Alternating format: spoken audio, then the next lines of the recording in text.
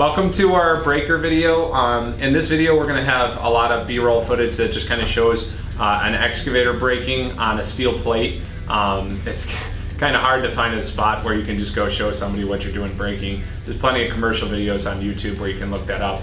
What we want to do in this video is just kind of talk about best practices, what you want to avoid doing, and then, you know, kind of I guess give you some of our opinion in the industry of what the best practices are, and inform you that they can go on track loaders, skid steers, and excavators. So Andrew, why don't you talk to us about, you know, how to operate with the breaker if you're just an average Joe? Yeah, concrete breakers are one of our most highly utilized attachments that we send out, especially the skid steer attachments. They're just so versatile in what you can use them with. So first and foremost, just make sure that when you're operating this, that everyone is at a safe distance away from you, as debris tends to fly around. We prefer to send these out with an enclosed cab. It wasn't possible on this video to have an enclosed cab, but there wasn't going to be any debris flying around, so just for testing purposes we chose this machine. But as you break the concrete, you will have particles that fly back and debris, so just make sure that you do have some type of barrier between you and the breaker. Watch for the hoses that you can see hanging out of the way there. Make sure that they're not getting, you know, caught up on the breaker itself when you tip it forward, because generally you run this breaker straight up and down, and you have down pressure on the point, and then you engage the hydraulics to brake. And there's a couple different ways you can run it. You can run it with the joystick.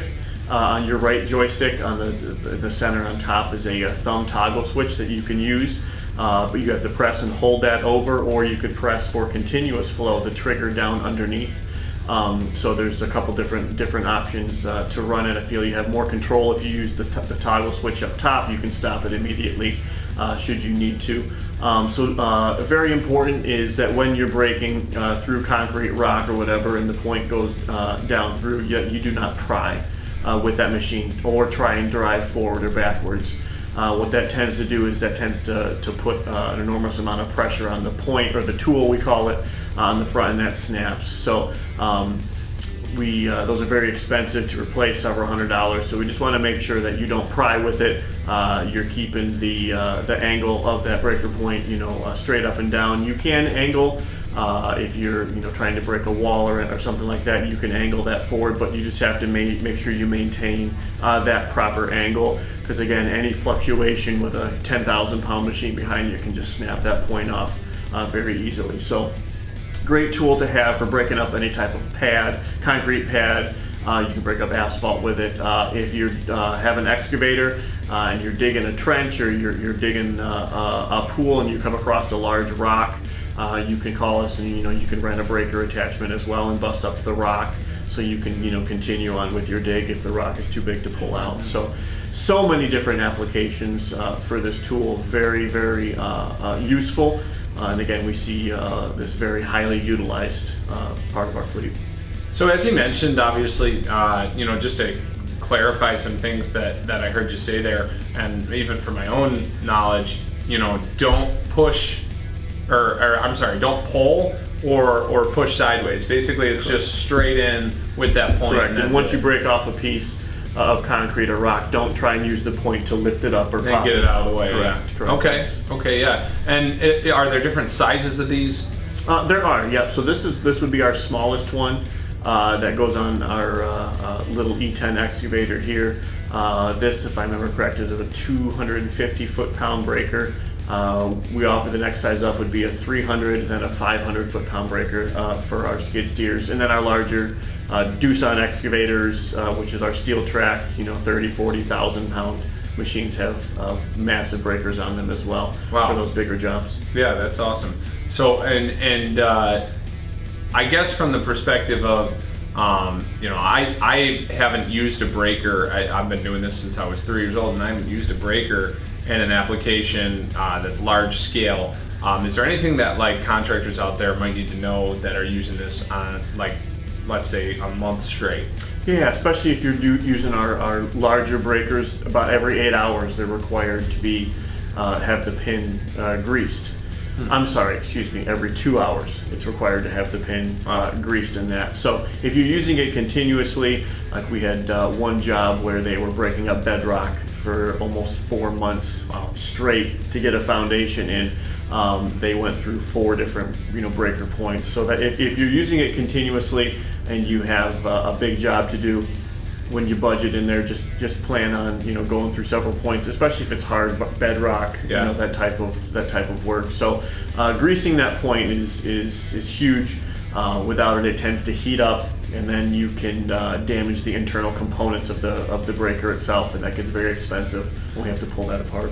Now, as you can see in the footage, we keep demonstrating how to align an excavator, and we used a very small excavator for that footage. And you can see me kind of trying to direct right there so that we're perfectly straight up and down. I am standing too close in this video for what we're trying to demonstrate from a safety perspective, but we were trying to show exactly how straight you want to be when you put that pressure down. Especially, we were breaking steel, which is not what this is designed for. That's a test plate that we have on site here. And so you want to be very careful. He demonstrates right here an incorrect angle, and we wanted to do that to show kind of people from his angle right now that looks straight, and that's why you need to have somebody at the side profile. And then here you can see we talk about how your cylinders all need to be in alignment to really understand that you're perfectly straight up and down. And good operators can see that. You can let us know in the comments, those of you that are operators, of things you use to make sure that you're straight up and down there. Although a lot of our seasoned operators are like, we just break the points. That's right. We use them for prying until we need to go. But those are guys that they can work that, as you said, into their budget. I think from a safety aspect and standpoint, you covered the fact that they wear, protective gear, goggles obviously, and a hard hat and all that kind of stuff. If they're in an open cab, is there danger to somebody that's in like a glass encasement, or not really? We've seen debris come back and break the glass, but that's kind of on an extreme, rare occasion. For the most part, it's going to be small particles that are flying around, and it's not enough to break the glass and the tempered glass in the front. So generally, we try to send these out with our regular glass cab excavators or skid steers. But if you find yourself in an environment where you're having to break down a wall and you have debris that could be falling back on you, we also rent out the Lexicon or heavy-duty plexiglass doors. Yeah. So if you need that, you can also rent the door from us for $50 a day to be able to put on your machine, or we could throw it on our rental machine for you. So that any debris that does fall down is not going to be breaking that glass. You have almost a unbreakable glass in front of you. Now, guys in the industry know that there's different types of points, and this one was a relatively new breaker where you can see there's a nice sharp point. It's just a nice sharp nail point. Yep, Do people absolutely need to be concerned if they're renting and there's maybe a blunter tool on there? Does that really impact the job, or? So it will a little bit. The tools, as they get worn down, do get blunt. We have guys that say that they'll try and take a grinder and sharpen them and stuff like that. But once they get worn down, it's generally best to replace it. So we're always trying to be cognitive of how sharp the breaker points are on there. So. And if somebody wanted like a spade point or something that's wider, or do we get into chisel points? Generally, we don't. If you have a specific job, we can put one of those points on there. We don't have any in the rental fleet, so normally you would buy the point, but we would install it for you, for the duration of the rental. Okay, awesome. So pretty customizable to suit the job needs. Yes, for okay. sure. As far as those of you out there that are watching this and you're like, wow, they didn't cover this point, or they didn't, maybe they missed this point. We are by no means the beginning and end all, and a lot of times we're not trainers. We don't do this every day, but we just wanted to give those of you out there that are sitting at home, like who maybe are like, oh, I want to break this patio out. Well, you can save yourself a lot of the demo work if you're going to put in a new patio by just renting a machine. You take a lot of the dollars off the top end for the contractor, because he can come in, it's a clean site. You've done a lot of the hard labor for him, so now he can just lay the new forms and put in your new patio. And so that's really what we're trying to draw visibility to here. But if you have better suggestions for maybe our customers or those people who are finding value from the video, leave them in the comments by all means. If you have your own video, link it to this. We're just trying to impact our industry with a little bit more training and knowledge that it's stuff we just know off the top of our heads. And a great option that you can also have with this is renting this on a mini excavator with a hydraulic thumb attachment.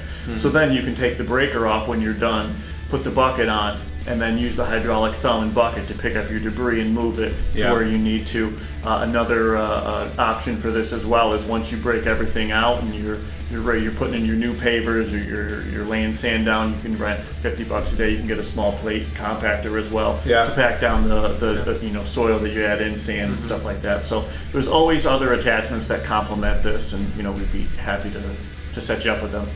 And the nice thing for homeowners is it turns basically what can be a very expensive proposal for a back patio or something into a very reasonably priced memory that they and their children or they and their spouse do together. For sure, and a lot of people have rented these machines and they get done in a weekend, a lot more than what they thought they could accomplish, and it turns into opening doors for other projects that they never thought were possible. So it's a lot of fun.